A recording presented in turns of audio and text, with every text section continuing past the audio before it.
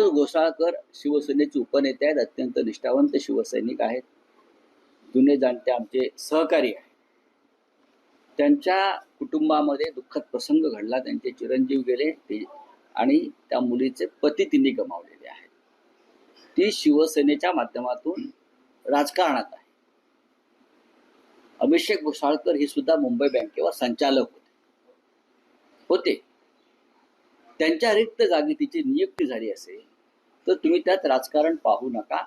ती मुलगी सामाजिक कार्यामध्ये उत्तम काम करते. विनोद घोसाळकर शिवसेनेचे उपनेते आहेत, अत्यंत निष्ठावंत शिवसैनिक आहेत, जुने जाणते आमचे सहकारी आहेत. त्यांच्या कुटुंबामध्ये दुःखद प्रसंग घडला, त्यांचे चिरंजीव गेले आणि त्या मुलीचे पती तिने गमावलेले आहेत. ती शिवसेनेच्या माध्यमातून राजकारणात आहे.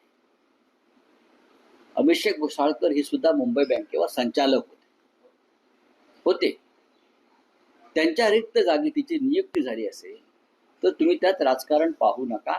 ती मुलगी सामाजिक कार्यामध्ये उत्तम काम करते.